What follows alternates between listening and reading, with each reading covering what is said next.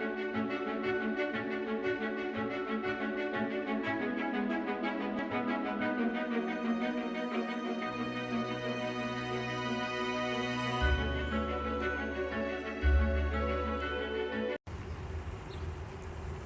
everyone, thanks so much and welcome back. It's wonderful to connect with you. I'm back out here, you guys, as I am daily at the park. Mental health, movement, and motivation. If you haven't already made your wish, you guys know how we like to start. Go ahead and do so. Dreams, hopes, wishes, they're coming true every day. Don't stop dreaming. Go ahead and make your wish.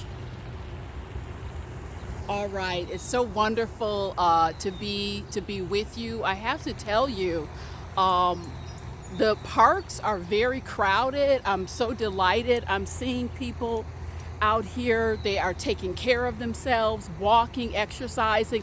You guys, we gotta do it in this climate. You need to be out every day with the fresh air and really taking care of yourself.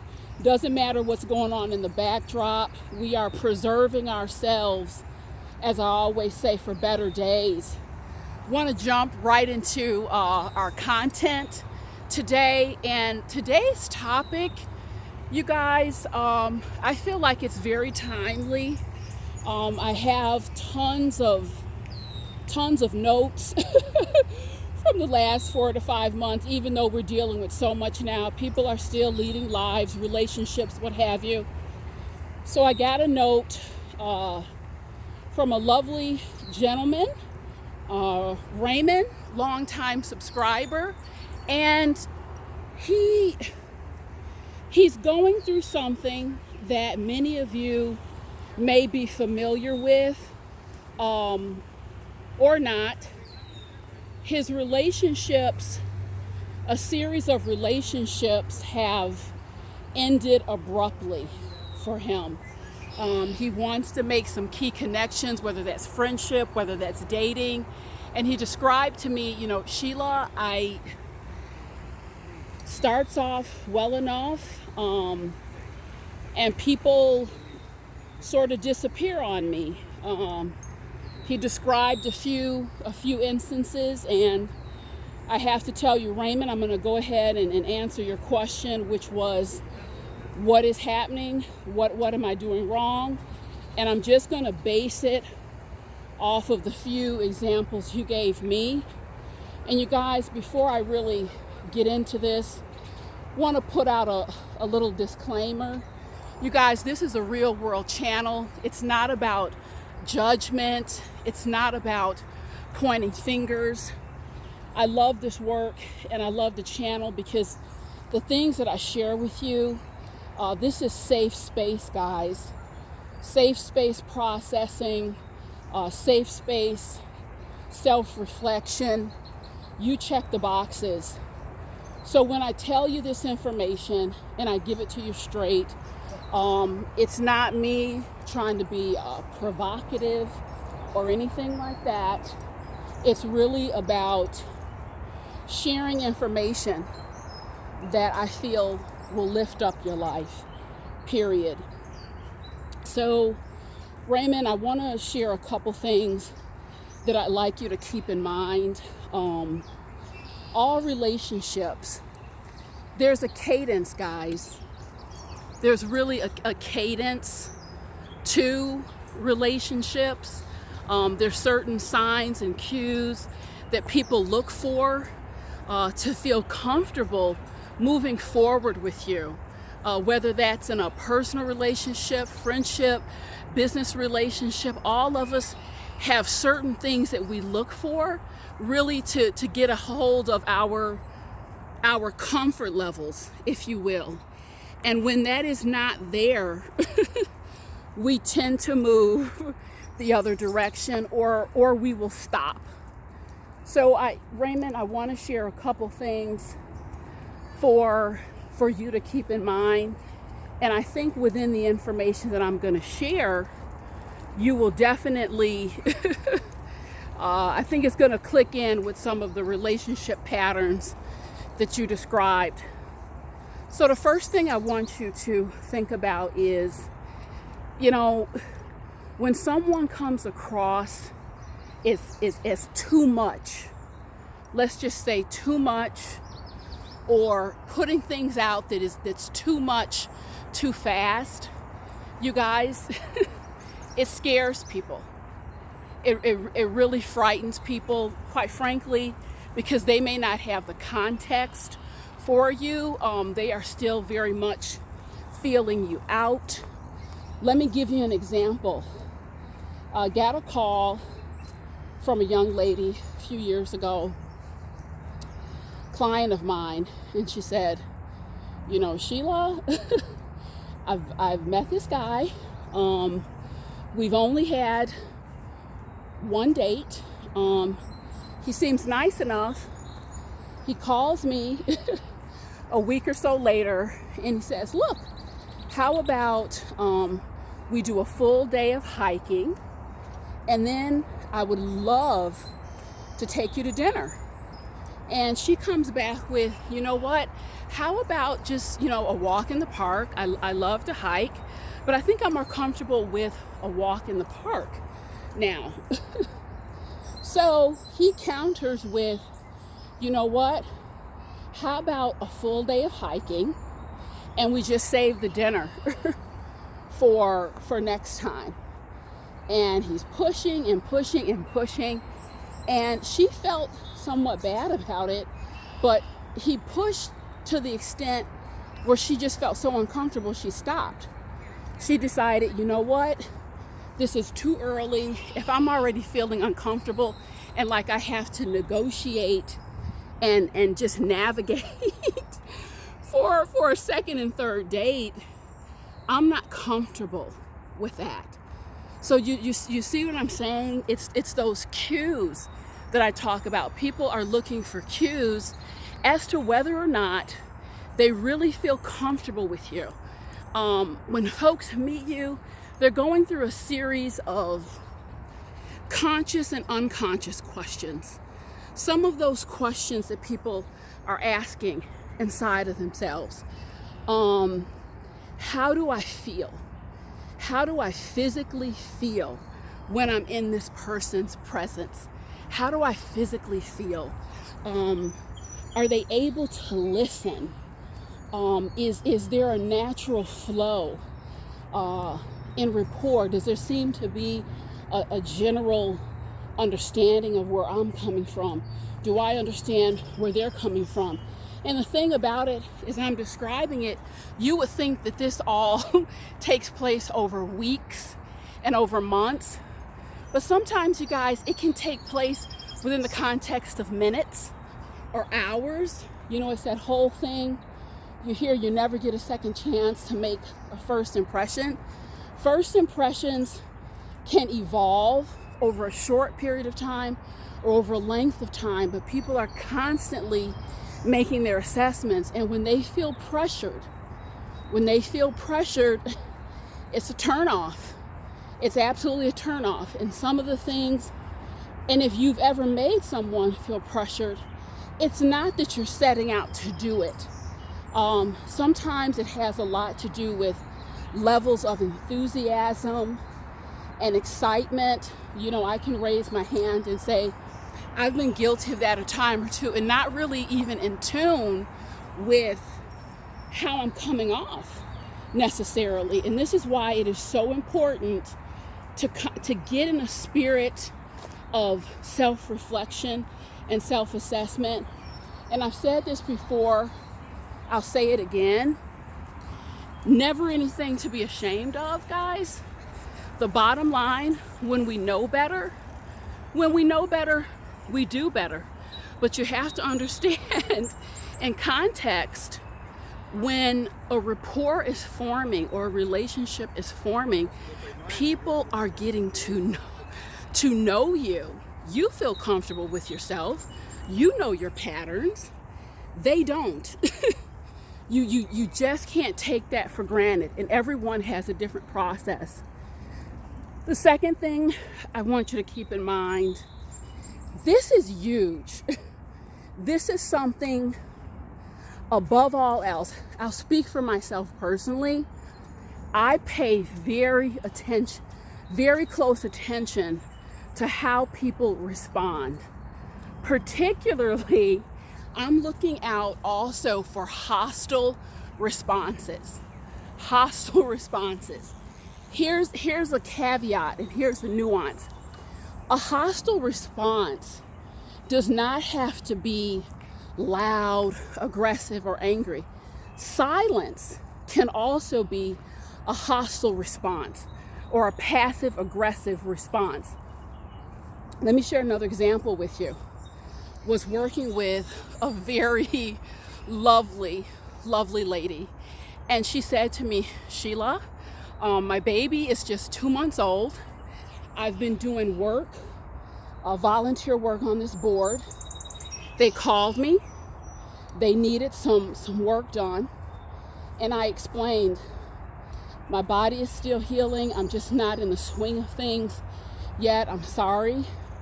I'm going to need to decline. And I don't know what's bothering me, Sheila, but I never got a response. There was never a follow-up response when I said no, it wouldn't work for me. And I knew right away, even if she couldn't pinpoint it, I knew right away what was bothering her. It was bothering her because that was a passive aggressive move. And then I'd be willing to bet that the other committee member, she didn't like that. She didn't like that. So what I'm going to do is not give you a response. It's passive aggressive, it's immature, and it's thoughtless. You know, appropriate response would have been, thanks so much for letting me know. Enjoy the baby, and we'll check in with you next year or a few months down the line. So again, guys, there's nuances. And sometimes we feel like aggression has to be nasty and just really coming at you. That's not true. It's not true. People can be passive aggressive and passively hostile. And I will tell you, from doing this work, I've been in this field, you guys, darn near 25 years. 25 years. I'm paid to track patterns and relational patterns.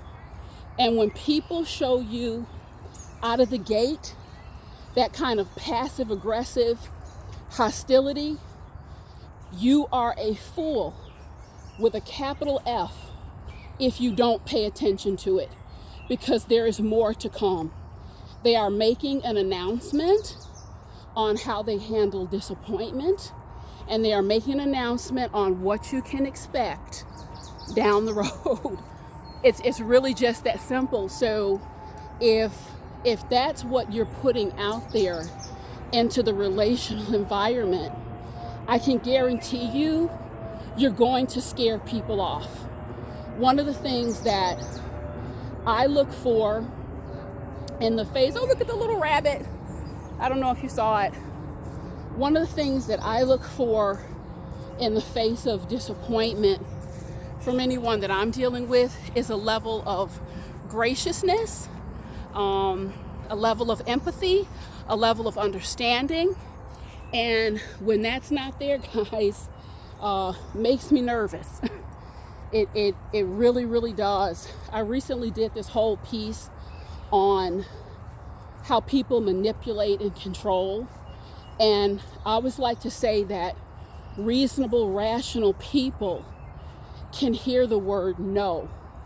Even if they don't like it, they can hear the word no and accept it. And someone who's evolved can accept that no with grace. And and when you don't get that, I want you to pay attention. This is also something when people feel that energy that you're trying to control or manipulate or make them feel bad, they will move away from you. I don't know how else to say it. People will back up because it makes them nervous. and justifiably so. So if this is an area that you struggle with, it's really time to have the come to Jesus moment with yourself and realize people are paying attention. They really do, even if they seem like they're not. And thirdly, and this is also huge, guys, it's erratic patterns, erratic behavioral patterns, or erratic response patterns. One day someone is hot, the next day they're cold, they're good, and then all of a sudden they are combustible. This points to a person who on some level, I don't know what it is, but on some level this individual is not stable. And you guys, I have to keep it real. I really do. One of the things that builds a foundation of trust, whether that's a relationship between a parent and child, two friends, two colleagues, what have you, it is consistency. It's consistency, again, with the capital C. I'm very likely, if I'm getting to know someone, whether context of friendship, business relationship, and they kind of, pull the rug from under me in a herky-jerky fashion, I can't get that level of consistency, I'm gonna back up. I'm gonna back up, because there you're saying, I'm announcing the reliability is not there. The reliability is not there. And these are realities, guys. They just are. And Raymond, when I read your note, again, going off a few scenarios and stories that you shared with me, there's some things in there that, even though you may not be conscious of it, would automatically give someone reason to pause. Again, people are always, they're making their calculations, they're making their assessments, and when people are in that process, when too much data comes in with a feed out that says back up or stop, that's when people are likely to turn the other way. And I think that is what's happening for you, Raymond, in your case. And lastly, what I want to say is, and this will pull everything together, guys, this will really make everything round. I want you to start to look at relationships more or less as a game of just throw and catch. Think about yourself in a wide open field, and you have a beautiful little red ball, and you throw the ball, okay, wait, see if they catch it, and then they will go ahead catch the ball. And if there's a consistency, if there's a reciprocity, you start to throw the ball back and forth effortlessly. And you guys, when that's not happening, there's a certain cadence. There's a certain cadence to that, and an ease that comes with that. And when that is not happening, you really need to back up and stop. Let me give you an example. This was some years ago. I met someone. This was at a business event. It was not, this was not like a romantic interest. It was just like, oh my God, this is a pretty cool person. I definitely like to connect, learn more about what they're doing, what have you. I sent just a simple note. I said, hey, we met. What you said sounded interesting. love to connect when you have a moment. And again, just a very cool person. And I want to say a sidebar. And I know that a lot of channels don't necessarily go into the nuances of mental health and relationships, but that's what this channel is really dedicated to. We're human beings, guys. We can meet people. It's not always about a romantic connection. It can simply be kind of these fun, like a chemical spark, if you will. And they're interesting, just a lovely person. And so the same rules would apply. Going back to my example, I sent the note, didn't hear anything back. You always like a little reply. So you know what I did? And this is where I think a lot of people, you kind of have to stop, check in, and ask yourself, am I really just playing that simple game of throw and catch, if you will? And I said to myself, you know what? I'm going to leave it right there. Didn't go into this, what happened, feelings of rejection, did my email go through? You guys have to really get out of that mindset. And when you just play the simple game of throw the ball, catch, it becomes very clean. Okay, I threw the ball. No judgment here. I threw the ball. They didn't throw it back. So we don't need to go into analysis. Leave it as it stands. Happens a year or so later. I run into this person and they're like, hey, how you doing? I remember you. We met. Yeah, I got your note. It was just a crazy time. How you been? Yeah, we should definitely get together for some coffee, whatever the case may be. You guys, again, I think the story proves my point. When people are in a space of mind and there's that level of focus, interest, whatever the case may be, you will hear back. You will hear back. You will not have to push. There will not be any question marks.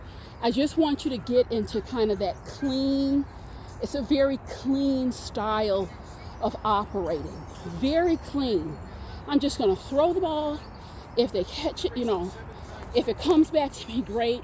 If not, that's also giving you really good information. Information that you would be very foolish to ignore. When you continue to throw a ball, you're constantly throwing it, and nothing has come back at you. Okay, you didn't throw the first ball back. I'm going to throw your second ball. I'm going to throw your third ball. You don't know if that ball is hitting them in the head. If they get the ball and just kick it across the field, you haven't given them an opportunity to respond, or you haven't embraced their lack of response as information for you. So again, that's a big one for me.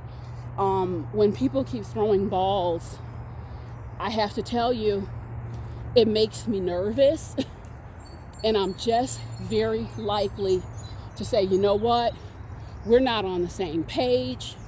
We don't have an understanding here. So let me just back up. You guys, these are things to keep in mind.